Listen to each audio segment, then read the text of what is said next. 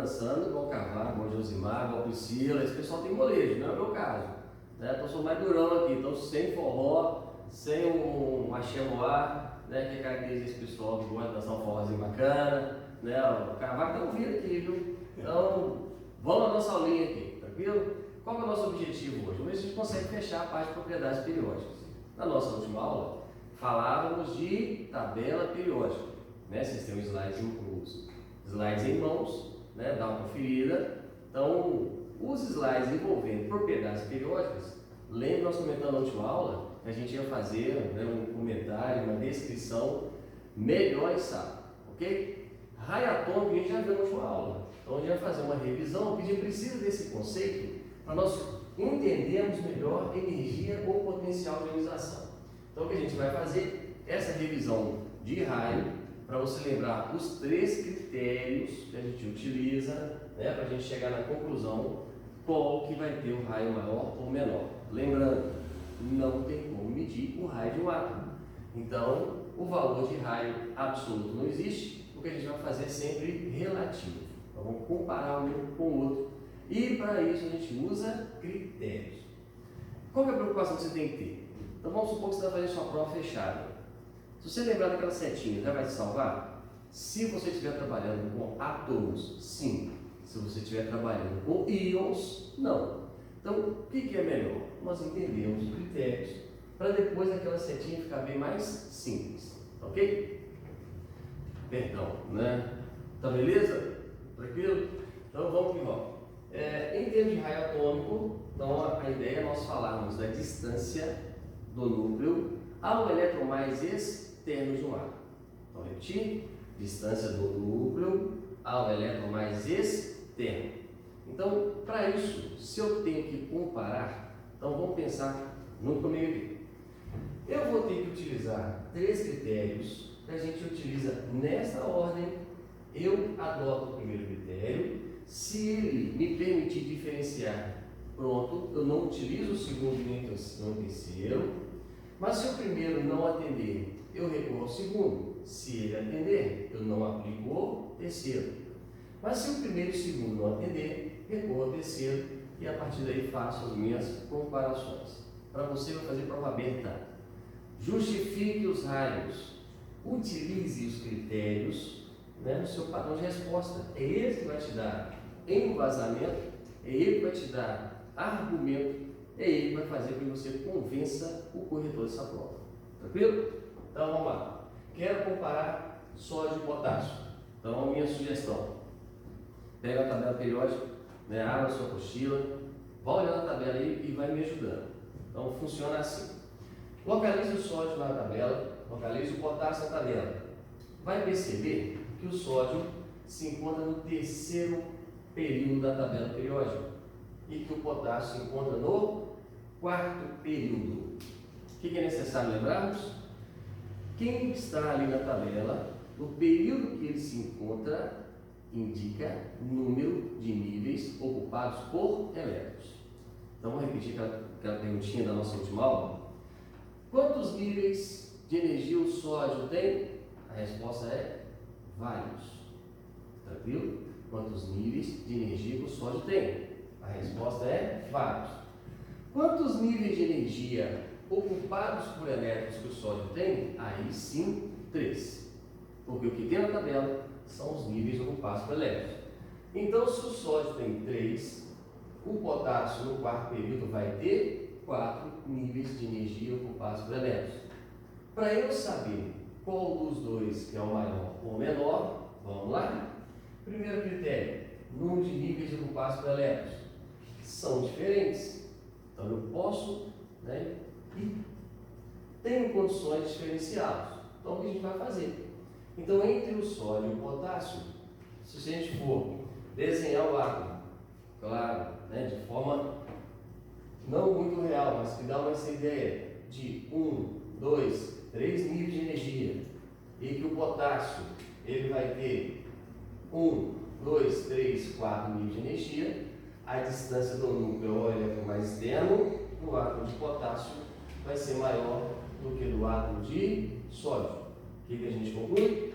Que o potássio ele tem um raio maior que o sódio. E como você vai justificar a sua prova? O potássio apresenta maior número de níveis ocupados por elétrons. Portanto, maior distância do núcleo ao elétron mais externo. Causa e consequência. Tá certinho? Pronto. Se o primeiro critério já me atende, observe que eu não utilizei o segundo e terceiro, porque eles não nos ajudaria em praticamente nada em relação a esse primeiro caso. Esse caso, se você olhar na tabela, você vai ver que, como estão em períodos distintos, porém na mesma família, eu posso concluir que para os átomos o raio cresce de cima para baixo. Tem uma observação. Se você olhar na tabela aí, por favor, verá que de cima para baixo o número atômico está aumentando. Mas não se iluda com isso. O número atômico está aumentando, mas com ele o número de níveis ocupados por elétrons. É o primeiro critério, para você não confundir com o segundo que a gente vai aplicar aqui. Então vamos lá. Segundo critério. Bom, o sódio, você já localizou ele na tabela. Está no terceiro período da tabela, 3 níveis de energia ocupados por elétrons. O cloro, se você olhar, está à direita da tabela, lá na família dos halogênios, e também se encontra no terceiro período. Então eu te pergunto, dá para eu diferenciar o sódio e o cloro utilizando o primeiro critério, número de níveis ocupados por elétrons? Não. Ambos têm 3 níveis ocupados por elétrons. Então o que a gente faz? Vamos recorrer ao segundo critério. Carga nuclear, quais são os sinônimos? Carga nuclear, número de prótons, identidade química, número atômico. Então, recorra à tabela, situa o sódio e vai perceber que a carga nuclear do sódio, 11, e que a identidade química do cloro, 17. Apresentam carga nuclear diferentes, então dá para diferenciar. Bom, então vamos pensar. Em termos de níveis ocupados por elétrons iguais. Então, onde está a diferença? No núcleo desses átomos. Vamos lembrar da lei de Coulomb? Né? A lei de Coulomb, como é que fala? Força atrativa diretamente proporcional à quantidade de cargas, inversamente à distância entre eles. Consideremos que essa distância, ao quadrado, seria esse número de níveis. Então, a gente vai relacionar então as cargas. Quantidade de carga, átomo neutro, 11 prótons, 11 elétrons. Cloro, 17 prótons, 17 elétrons. Se a força atrativa é diretamente proporcional à quantidade de cargas, aqui eu tenho mais cargas. Significa que a atração entre elas vai ser mais intensa, consequentemente o raio aqui vai ser menor. Então, se a gente for desenhar o átomo, repito de forma equivocada, nós teríamos 3 níveis de energia para ambos. 3 níveis de energia para ambos. Se eu tenho 17 prótons no núcleo, 17 e aqui 11 prótons, aqui eu vou ter um total de 17 elétrons e aqui eu vou ter um total de 11 elétrons. Então, aqui as forças serão mais intensas em termos de força atrativa. Consequência disso, o raio vai ser um pouco menor do que o do sódio. Bom, localizando a tabela, se o cloro está à direita da tabela e o sódio à esquerda, gente, vocês não estão aqui para ver, ó. Passou esse caminhão aqui, o cavaco levantou e começou a rebolar. Vocês nem imaginam nem para aqui, viu? Então vamos lá. Em relação a esses dois, então, observe que a gente pode concluir que o raio vai crescer da direita para a esquerda. Repito, nós estamos usando essa setinha para átomos e não para íons, viu? Então, gente, ó, primeiro e segundo critério, resolve a sua vida, justifica a sua resposta. Como que eu vou justificar uma prova aberta? Se caísse o sódio e o cloro e pedisse assim, ó, discuta o tamanho do sódio e do cloro, relacione qual é o maior, qual é o menor e justifique sua resposta. Bom, em cima Nós usamos como justificativo o primeiro critério porque ele foi o suficiente para eu concluir o maior e o menor. Mas na letra B, no segundo exemplo, nós tivemos que recorrer ao segundo critério. Então não esqueçam que um padrão de resposta, para eu justificar por que o sódio é maior ou por que o cloro é menor, eu não vou direto utilizando o segundo critério. Necessariamente eu tenho que citar o meu primeiro critério até para o corretor entender por que eu estou usando o segundo. Então, o seu padrão de resposta como vai ficar? Sódio e cloro apresentam o mesmo número de níveis ocupados por elétrons, diferindo quanto à carga nuclear. Pronto, caracterizou. Agora você justifica. Quanto maior a carga nuclear,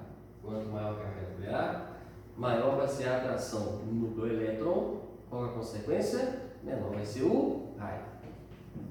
Tá tranquilo? Bom, e como que eu aplico o terceiro critério? Vamos pegar o exemplo aqui do cloro e do cloreto. Vamos lembrando? Tabela periódica em mãos, átomo de cloro, terceiro período. Então tá aí. E o cloreto? Bom, teve uma vez que um aluno perguntou assim: professor, não estou achando cloreto na tabela. Aí eu falei assim: procura direito que você acha. Não, lógico que não, né, gente? Você não acha nenhum íon na tabela. Então, o que você tem que fazer? Caracterizar em termos de configuração. Então, vamos fazer aqui no cantinho, até para a gente entender essa diferença. Átomo de cloro, a identidade química dele, 17. Numa configuração eletrônica, usando o diagrama de Linus-Pauling, com S2, 2S2, 2P6, 3S2 e 3P5. O que vai mudar no cloreto? Bom, para eu diferenciá-los, vamos lembrando, 17 prótons, 17 elétrons, o átomo é neutro. Aqui ele tem um elétron a mais. Onde que eu coloco esse elétron no átomo? Entra sempre no nível mais externo, no nível de valência. No nosso caso, o terceiro nível. Então, numa configuração do cloreto, nós teremos um S2, 2S2 e 2P6, 3S2 e 3P6. Portanto, o cloreto apresenta 3 níveis de energia ocupados por elétrons, igualzinho ao átomo de cloro. Primeiro critério, não serve para diferenciá-lo. Segundo critério, bom, essa carga aqui interfere no total de elétrons, mas não influencia na identidade química dessa espécie. Então, continua a carga nuclear sendo iguais. O que me resta? O terceiro critério. Bom, o terceiro critério é elétrons de valência. Observe, eu coloquei esse recadinho para você lembrar da nossa última aula. Carga nuclear efetiva. Então, vamos lembrando? Primeiro, em relação ao cloro e cloreto, o cloreto ele é relativamente um pouco maior do que o átomo de cloro. Como que eu justifico isso? Nós comentamos assim com vocês, ó, deixa eu apagar aqui.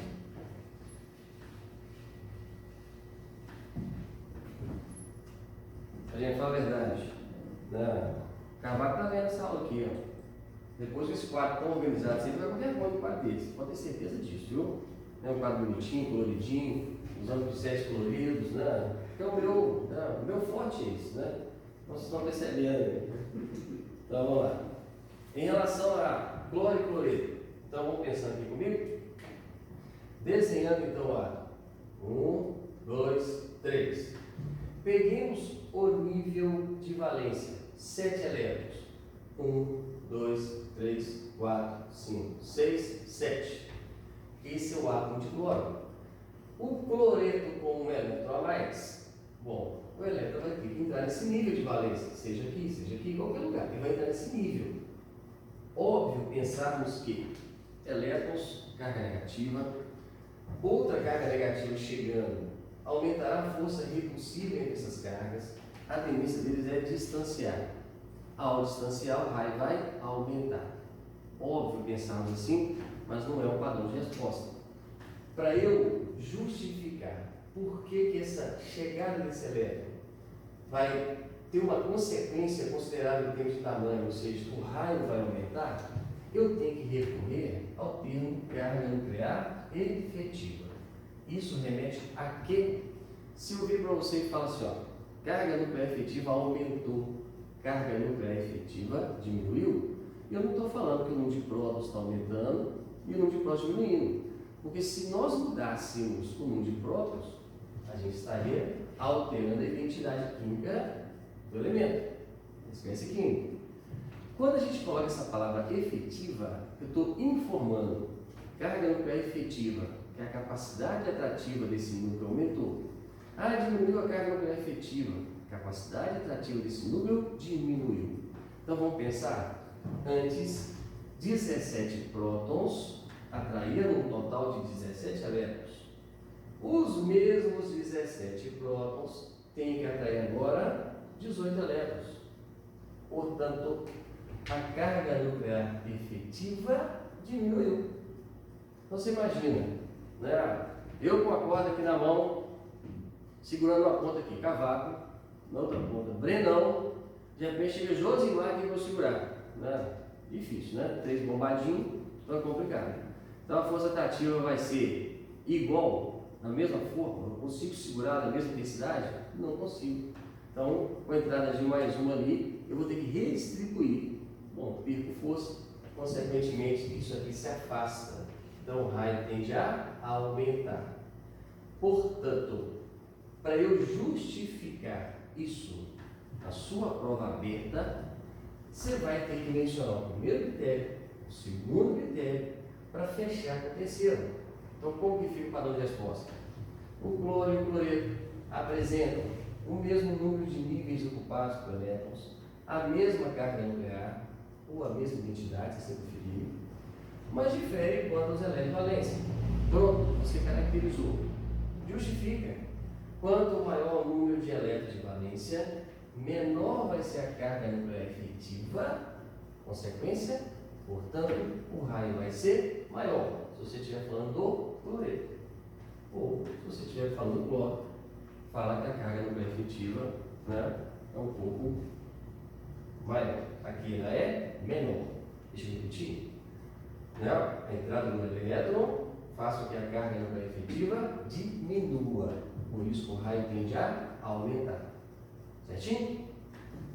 Bom, falando de raio, essa é a revisão da nossa última aula. Então deixe-me reforçar aqui. Não se esqueça que se você estiver trabalhando com átomos numa questão fechada, as setinhas são bem mais rápidas. Bem mais rápidas. Se você estiver trabalhando com a prova aberta, né, você provavelmente fará, você recorra a esses critérios, recorra a esse padrão de resposta. Como está ficando gravado aí, depois você passa para o seu caderno, para você treinar. Claro que você não tem que decorar, não decore, tire suas palavras, mas pegue essa ideia que você consiga dissertar bacaninha. Tranquilo?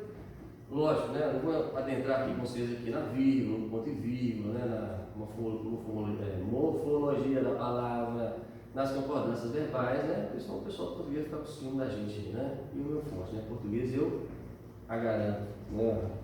Mas treina, viu, gente? Treina. Monta seus padrões de respostas, peça alguém para ler e, brincadeiras à parte, né? Olha a pontuação, isso tudo vai ser um diferencial seu. Tranquilo? Bom, dando continuidade então lá. Em termos de propriedades periódicas, falamos de raio. Não vou adentrar aqui, e tem no seu material, tem no seu caderno, a parte de densidade, né? Lembrar que o ósmio e o irídio são os dois elementos mais densos da tabela. Tem ponto de fusão e ebulição, lembrar que o tungstênio é o de maior ponto de fusão e ebulição, mas não esqueça do carbono. Se ele estiver na forma alotrópica de lá, grafite, ou diamante, ou grafeno, ponto de fusão e ebulição bem diferente. Que a família 7A tem aquela particularidade, né? Começa lá com fluio, cloro gasoso, bromo líquido, iodo é sólido. Então ficar atento naqueles detalhezinhos e nunca esquecer do bom senso. Vestibular gosta muito de fazer questão para pegadinha. Então antes de você fechar naquelas setinhas, o ponto de fusão e ebulição, primeiro olha o estado físico do elemento. Bom, falamos disso e do volume atômico. Tem isso registrado aí. Por que a gente vai falar agora de potencial ou energia de ionização? É outra propriedade periódica que exige muita atenção da gente. mas muita atenção. E alguns detalhes, né, para você fazer algumas interpretações. Bom, então vamos falar dessa energia ou potencial para produzir íons. Mas se você for pensar bem, nós temos dois tipos de íons. Nós temos os cátions e os ânions. O potencial ou energia de ionização, ele origina exclusivamente cátions, porque nós vamos arrancar um elétron ou vários elétrons de um átomo. Vamos lá. É fácil fazer isso? Não, não é tão fácil, né? Mas você precisa fornecer uma certa energia para que o elétron vença a força atrativa que o núcleo exerce sobre ele, que ele vença todas aquelas transições eletrônicas possíveis, para depois sim sair do átomo. Então não é uma energia muito pequena. Então gasta-se uma energia, porque na verdade você tem variáveis que façam com que esse elétron tenha a sua interatividade no átomo como um todo, principalmente no núcleo.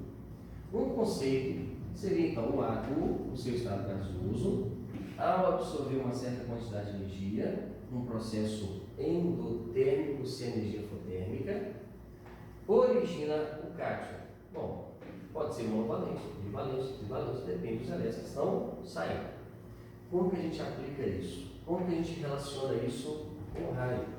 Então, a primeira coisa que pensarmos, a gente tira elétron do átomo de dentro para fora ou de fora para dentro? Bom, a gente consegue tirar elétrons, lógico, de fora para dentro. Duas análises. Vão lembrando lá do modelo de Bohr, vão lembrando lá dos conceitos que você tem de modelo atômico. O elétron mais externo é um elétron mais energético ou menos energético? O elétron mais externo é mais energético, o elétron. Então significa dizer que o elétron já tem um conteúdo energético. O elétron mais interno, menos energético. E tem essa interatividade com o núcleo. Então vamos pensar. Se eu tiro o elétron mais energético, eu vou fornecer uma certa quantidade de energia para ele e a gente vai conseguir arrancar. Se eu quero analisar o elétron menos energético, eu tenho que fornecer muita energia para ele, comparando com o mais externo. Porque ele tem que vencer essa força atrativa do núcleo, que está muito próximo, tem que fazer essas transições para depois ele sair. Bom, se você tem esse conceito agora, vamos aplicar. Existem 4 abordagens diferenciadas em vestibulares como aplicar energia de ionização. Então, a primeira abordagem, uma questão que apareceu alguns anos atrás, quando a UFV tinha um vestibular convencional, mas é possível que a gente possa deparar com questões semelhantes. Imagine que nós tenhamos o magnésio, já fiz a configuração do magnésio, e que a gente queira arrancar todos os elétrons desse átomo de magnésio. O que eu quero que você faça comigo? Uma análise em termos de energia. E eu quero que você acompanhe bem, de forma com muita propriedade, com muita concentração, que se você entender o que eu vou fazer aqui, vai ficar mais fácil a gente interpretar essa tabela posterior. Então funciona assim. Estou chamando de forma aleatória esse elétron aqui de 1. Então a primeira energia para arrancar esse primeiro elétron. Eu estou chamando de 2, a energia para arrancar o segundo elétron. Bom, tirei os elétrons mais externos, depois a gente vai tirar o do segundo nível, para depois arrancar esses mais internos, de fora para dentro. Então vamos supor que a gente tenha gasto uma energia, vou apagar aqui, para você visualizar melhor. Então é o seguinte, observe que se eu chamei de E1, então está aqui, gastei a energia para arrancar o primeiro elétron, tiramos o elétron. Vão lembrando? Se eu tiro o elétron, a carga nuclear efetiva aumenta ou diminui? Se sair carga negativa, a carga nuclear efetiva aumenta. Então a força atrativa do núcleo sobre os elétrons remanescentes vai ser maior. Então, conclusão, para eu tirar o segundo elétron, eu vou gastar mais energia que o que eu gastei para tirar o primeiro. Só que tem uma observação. O segundo elétron encontra-se no mesmo nível do primeiro elétron. Então a gente conclui que essa segunda energia vai ser maior que a primeira, mas um valor próximo. Então o E1 vai ser menor do que o E2. Então o valor próximo, arrancamos o segundo elétron. Vamos arrancar o terceiro elétron. O que se observa? O terceiro elétron se encontra no nível mais interno. Além da proximidade no núcleo, lembre-se, a carga nuclear efetiva só tende a aumentar. Então, para eu tirar o terceiro elétron, eu vou gastar mais energia que o segundo. Mas a pergunta é, a diferença de energia do segundo para o terceiro, comparando o segundo com o primeiro, essa diferença vai ser uma diferença muito grande, porque o terceiro elétron está no nível mais interno. Vamos ver se eu consigo me fazer entender. Eu sei que o segundo, em relação ao terceiro, vai ser uma diferença de energia muito grande comparando com o anterior. Bom, analisa mais detalhado isso aqui. Quando eu tiver um salto energético discrepante, isso evidencia que o elétron seguinte que eu estou tirando se encontra no nível mais interno. Então, essas energias caracterizam para mim que eu estou tirando elétrons de valência, os elétrons mais externos. Olha lá, tranquilo? Bom, continuemos então. Tirei o terceiro elétron. Vai tirar o quarto, quinto, sexto, sétimo, oitavo, o nono e o décimo. Na mesma interpretação anterior, eu posso concluir que essas energias serão energias próximas, porém crescentes. Então, a diferença de energia vai existir, mas não discrepante. Então, E3 vai ser menor que o E4, que vai ser menor até chegar ao E10. Tiramos todos, vamos tirar o 11º. Mesma analogia, comparando o segundo com o terceiro, observe que o 11º, nível mais interno. Mas aí, outra interpretação.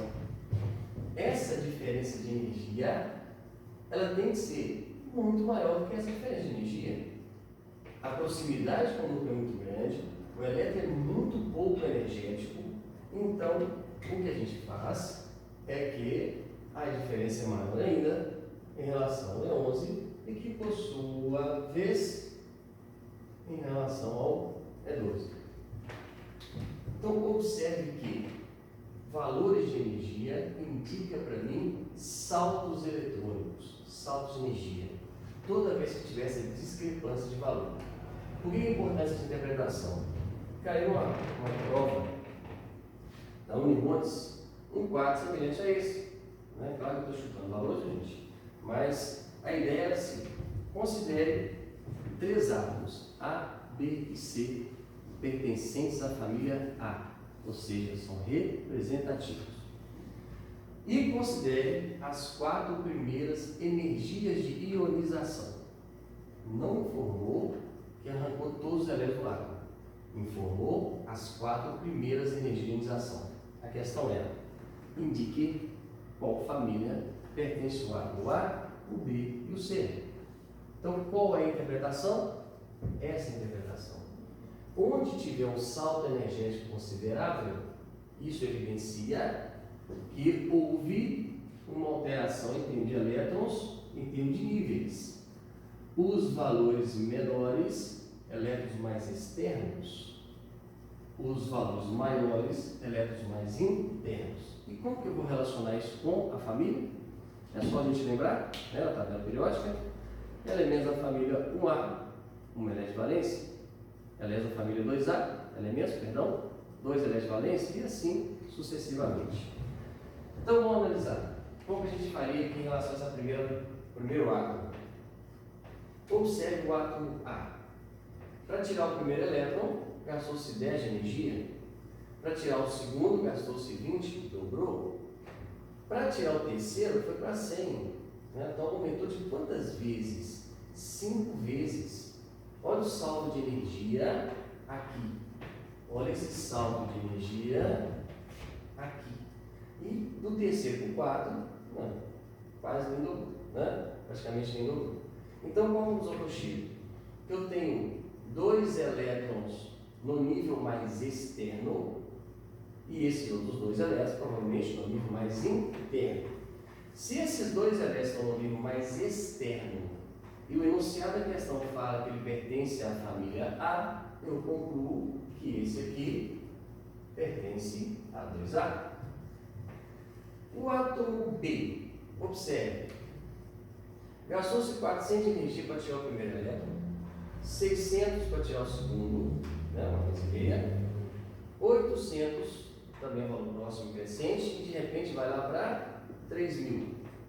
Então, ou seja, o salto energético se encontra aqui. Ó. O que isso aqui evidencia? Que eu tenho 3 elétrons mais externos, pertencentes à família A, 3A. E o de baixo? 80 para arrancar o primeiro elétron. Olha o segundo para onde já foi. Então, olha o salto energético aqui, tá vendo? Então, conclusão, 1 elétron de valência. Então, família 1A.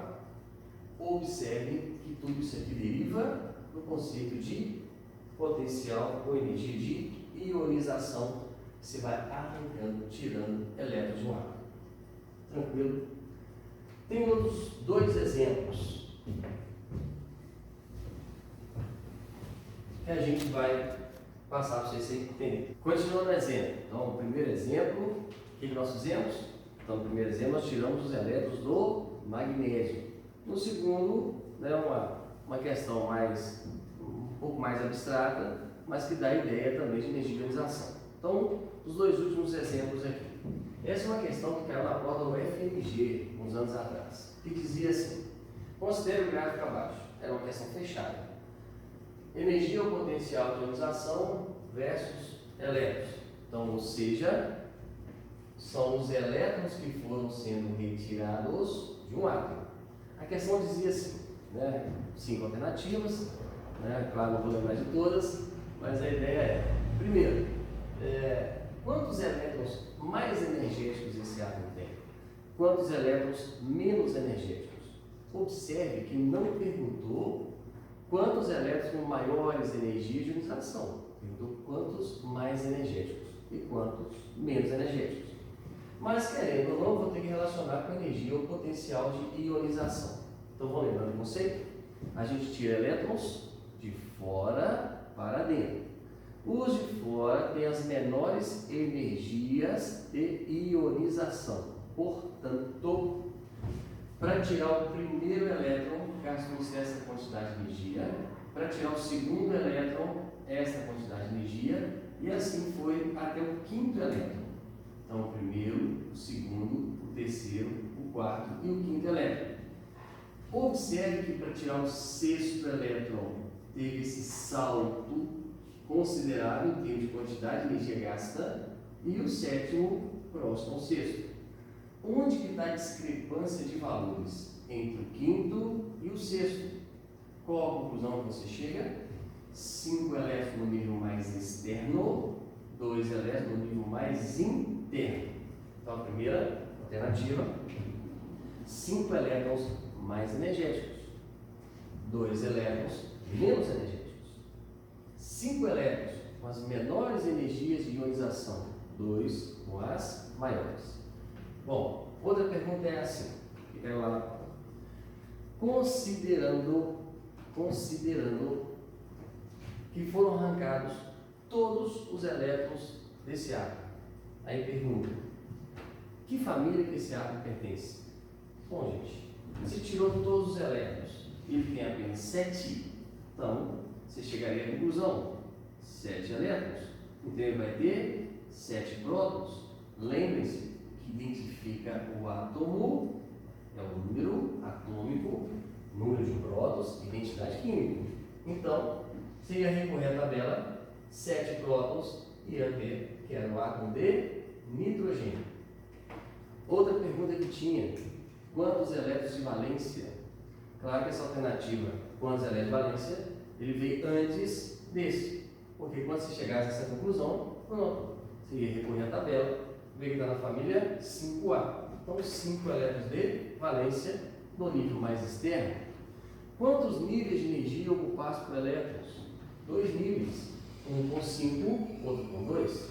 Então, observe que você pode destrinchar o átomo só pelas energias de ionização. Uma questão considerável a gente considera de classificação assim, grau de dificuldade de média para fácil, desde que você tenha o conceito. Se você não lembrasse o conceito, se tornaria uma questão difícil. Então, para você vai ser fácil.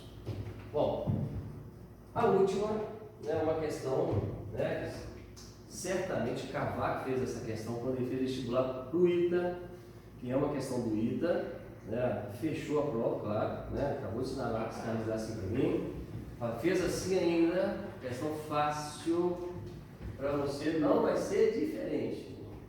Bom, o que dizia a questão? Potencial de ionização versus número atômico.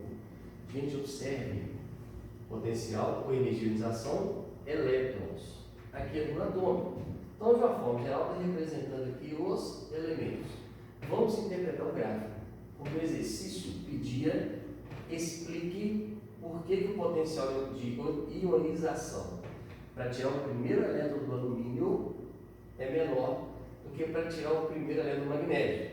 Mas para chegar à explicação, vamos analisar o gráfico. Começa com o hidrogênio, número atômico 1, aí a energia de ionização cresce até o hélio. Por que cresce até o hélio? Lembre-se que o raio atômico cresce nesse sentido.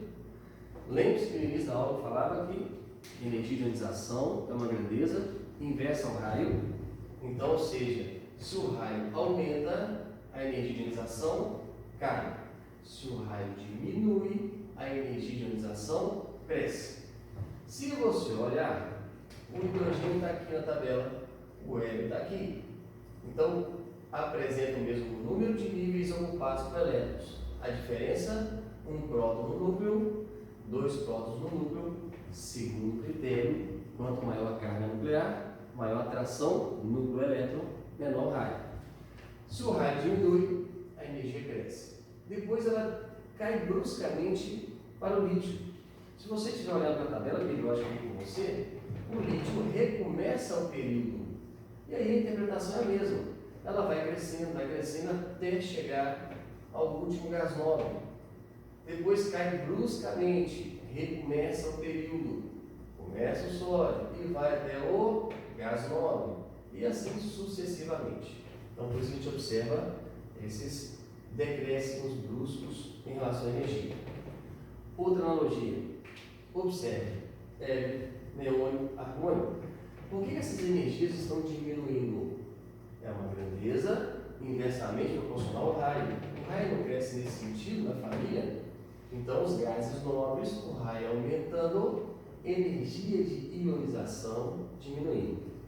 Porém, não esqueça de um detalhe importante. O flúor, esse destaca um pouquinho aqui, de número atômico 9, o flúor, ele tem uma primeira energia de ionização ligeiramente maior do que esse gás nobre. Então, vai entender a diagramação do gráfico, até que vai dar para a gente observar aqui direitinho, né? Então, mais ou menos isso aqui. Então, está aqui o do flúor, né? Então, está aqui o do argônio. Mas, de uma forma geral, nos gases nobres, então o número atômico aumenta, o número de níveis ocupados também está aumentando, energia diminuindo, mesma analogia para os metais alcalinos, que são as extremidades desse gráfico. Então, está aí, lítio, sódio, potássio e assim vai. Retorno à questão. Pergunta é: entre o sódio e o argônio, a energia de ionização tende a aumentar. Se pedisse para você explicar o porquê, a explicação está aqui. Mesmo número de níveis ocupados por elétrons, no entanto, carga nuclear diferente. Se o número atômico está aumentando, a atração nuclear está aumentando, o raio está diminuindo. Então a energia de ionização tende a crescer. Mas, no entanto, entre o magnésio e o alumínio, observa-se que o alumínio que deveria estar acima do magnésio, a energia cai um pouco para depois voltar a subir. Isso também observa anteriormente. Onde que está a explicação para esse fenômeno? Então está aqui, ó. Eu fiz a configuração do magnésio de novo para te mostrar que o nível de valência tem 2 elétrons, o alumínio que o nível de valência tem 3, e o detalhe é o quê? A distribuição em orbitais para você visualizar essa característica energética. Aqui nós temos os elétrons emparelhados no orbital S, aqui o orbital S está emparelhado e o orbital P com um apenas preenchido, e mesmo assim com um elétron desemparelhado. Gente, cargas elétricas de mesmo sinal, como que a gente explica que elas, ao invés de repelirem, elas se atraem? Então, spin positivo e negativo significa sentido de rotação. Vamos lembrar lá, de números quânticos. Então, cargas de mesmo sinal em sentido de rotação opostas, cria-se um campo eletromagnético. Você tem campo? Então, força atrativa. Então, significa dizer que eles estão se atraindo. Então, para eu tirar esse elétron emparelhado, eu tenho que vencer a força atrativa entre os dois, a força atrativa do núcleo sobre ele.